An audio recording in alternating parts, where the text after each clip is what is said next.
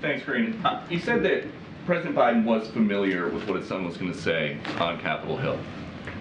If I called my dad and said, I am about to violate a congressional subpoena, he'd probably say, son, you shouldn't do that.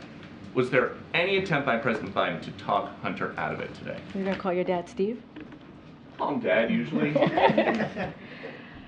Look, I don't have anything else to add. The president was familiar with what Hunter was going to say today. Look, he's proud of his son. He and the First Lady are proud of his son, how he's rebuilding his life back.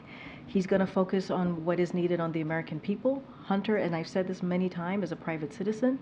And so certainly I would have to refer you to his representatives. I'm just not going to get into private conversations because what you're asking me is actually a private conversation. I'm just not going to get into it. First briefing since Hunter was indicted again in Los Angeles. Why doesn't President Biden just pardon him?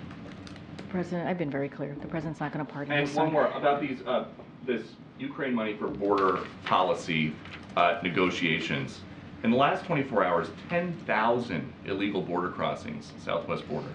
Would you admit that the border policy, the Biden border policy so far has not worked?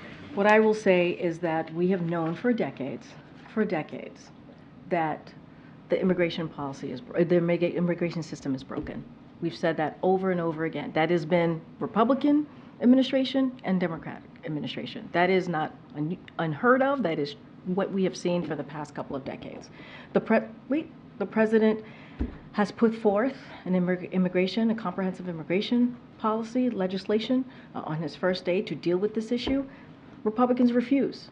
They refuse to deal with this issue. It's been almost 3 years since he put forth that legislation. So we're going to do what we can do from here, but we have said this is something that needs to be dealt with in a bipartisan way, About 1,000 of these illegal border crossers every day are getting away to parts unknown in the U.S. Does the president think that is a national security risk? Here's what I'll say. One of the ways that we also have to look at this is what congressional Republicans have refused to do. They refused to support previous requests from the president. What they've asked to do actually hurts the issue, hurts the problem that we're seeing at the border. They said no to border agents. They've said no to new technology to fight fentanyl. They said no to additional troops. And they voted on eliminating 2,000 Customs and Border Patrol agents. That is what Republicans have done. The president is asking to do this in a bipartisan way, to find some compromise to deal with an issue that hasn't existed for decades now. I'm going to take one more question.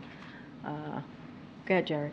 Thank you. Has there been on that issue any discussion about separating out, at this point, Ukraine money from the rest of the security supplemental? I'm just not going to get into negotiations from here. I'm going to let the negotiators have the conversations. I'm just not going to do that from here. All right, thanks. We'll see you tomorrow, folks. Bye.